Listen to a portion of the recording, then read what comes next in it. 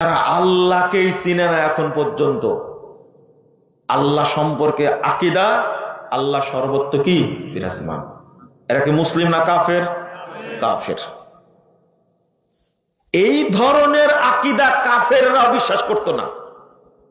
এই জন্য কোরআনের একটা আয়াত 151 নম্বর আয়াত সূরা নিসা, আল্লাহ রাব্বুল আলামিন বলছেন ইয়াকুলুনা নুমিনু বিবাজ ওয়া নাকফুরু বিবাজ ওয়া ইউরিদুনা আন ইয়াত্তাখিযু বাইনা যালিকা সাবিলা। আর তারা চায় এই দুইটা মিলে কিছু ছাড়বে আর কিছু কি বাদ দিবে, দিয়ে একটা সুন্দর পথ তৈরি করবে। আল্লাহ বলছেন দুইটা মিলায় কিছু ইসলাম থেকে নিবে আর কিছু কি জাহিলিয়াত থেকে নেবে। বুঝেন না কথা? বুঝছেন কি? দুইটা মিলে ইউরিদুনা আন ইয়াত্তাখিযু বাইনা যালিকা সাবিলা, দুইটা মিলে একটা সুন্দর পথ তৈরি করবে। আল্লাহ বলছেন উলাইকা হুমুল কাফিরুনা হাক্কা, এরাই হলো আসল কাফের। বিধর্মীদেরকে আল্লাহ আসল কাফের বলেননি। আল্লাহ সহ্য করেন না আল্লাহর সাথে আরেকজনকে অ্যাড করলে, আল্লাহ সহ্য করেন না। ইসলামের সাথে অন্য আরেকটিকে অ্যাড করলে আল্লাহ সহ্য করেন না। এই বুঝটা আপনাকে বুঝতে হবে। তাহলে ফ্রেশ কাফের মানে একজন বিধর্মী, সে তার মতো পূজা করে। যেমন আবু জাহাল। আবু জাহাল কি করত বলেন তো? আবু জাহাল কোনদিন জীবনে একটা সেজদা আল্লাহকে দিয়েছে? আবু লাহাব দিয়েছে? ও কাফের, খাঁটি কাফের, ও মুশরিক, মুনাফিক না। আর আমরা মসজিদেও সেজদা করি, মন্দিরেও সেজদা করি, মক্কাতেও যাই, মাজারেও যাই, যাই না? আবার সেখানে গিয়ে কালেমাও পড়ি। আস্তাগফিরুল্লাহ। পূজা মণ্ডপে দাঁড়িয়ে বলছে আল্লাহর শুকরিয়া আদায় করছি, নাউযুবিল্লাহ, আস্তাগফিরুল্লাহ। ওখানে দাঁড়িয়ে কি আল্লাহর নাম উচ্চারণ করা যাবে? জাহিল কাকে বলে? এই মূলনীতিগুলো যদি না জানেন আপনাকে কিভাবে বুঝাবো? নবীকে এখন পর্যন্ত চিনতে পারেননি, আল্লাহকে তো চিনেনি না। একটা বাচ্চা মহিলা যদি চিনে রাসূলের যুগের সাহাবী মুয়াবিয়া সুলামি রাদিয়াল্লাহু আনহু, তার একটা ছাগল হারায় দিয়েছে এক থাপ্পড়। তিনি নিজেই বলছেন আমি আল্লাহ রাসূলের কাছে আসলাম, যে জানালাম আনা ইবনু আদম আসরাফু কামা ইয়াসাফুন, আমি আদম সন্তান, তো আমি অনুরূপ কষ্ট হয়ে দেবে ও তারা পাই। ফাসাক্কাতু লাহা সাক্কা, টেনে ধরে মারছে এক চড়, ছাগল হারায় দিয়েছে।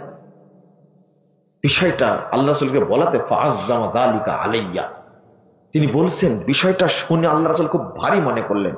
এটা দেখে আমি বলছি আফালা উতিকুহা ইয়া রাসূলুল্লাহ, আল্লাহ রাসূল 537 নম্বর হাদিস সহিহ মুসলিম এসেছে, আল্লাহ রাসূল আমি ওকে আজাদ করে দেব, মুক্ত করে দেব। মুক্ত করে দিলে কি মাপ পাবো? তখন রাসূল সাল্লাল্লাহু আলাইহি ওয়াসাল্লাম বলছেন যে ইতিনি বিহা, ওকে নিয়ে আসো আমার কাছে। সাহাবী বলছে বা আতাইতু বিহা, আমি তাকে নিয়ে আসলাম। আল্লাহ রাসূল শুধু জিজ্ঞেস করলেন আইনাল্লাহ, বলতো আল্লাহ কোথায়? বলছেন ফিস সামা, আল্লাহ কোথায়? আসমানে। সুবহানাল্লাহ। মান আনা, আমি কে? বাচ্চা মেয়েটি জবাব দিয়েছে আনতা রাসূলুল্লাহ, আপনি কি আল্লাহর রাসূল। এই দুইটা কথা জানার পরে আল্লাহ রাসূল বললেন আতিকহা ফা ইন্নাহা মুমিনা, তুমি তাকে আজাদ করে দাও, এই বাচ্চাটা একটা মুমিন মহিলা, বাচ্চাটা মুমিন।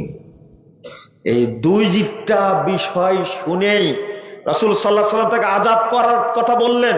জিজ্ঞেস করলেন না তুমি নামাজ পড়ো কিনা, জিজ্ঞেস করলেন তুমি সিয়াম পালন করো কিনা, জিজ্ঞেস করলেন। মনে হয় বুঝলেন না আপনারা? এটা হলো আকীদার মূল সূত্র। আমি আল্লাহকেও চিনি না, নবীকেও চিনি না। নবীকে চিনি কিভাবে? আমাদের নবী নূরের তৈরি। যেই কথা বলবে সে মুসলিম না, সে কাফের। যে ব্যক্তি বলবে নবী গায়েব জানতেন, সে কি? কাফের। যে বলবে নবী মরেনি, সে কি? কাফের।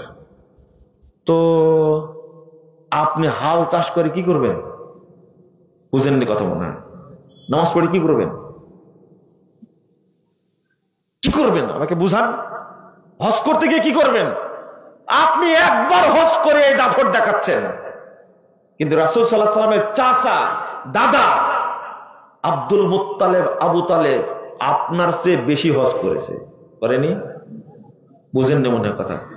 এই বক্তব্য দেওয়ার পরে এক মুরব্বী আমাকে বলছে, রোমে গিয়ে বসছে, আমি এতবার হজ করেছি, এই মসজিদের মুতাল্লি মসজিদের ছাদ আমি দিয়ে দিয়েছি, আমি শুধু বছরে একবার কয়েকটা গরু পাঠাই।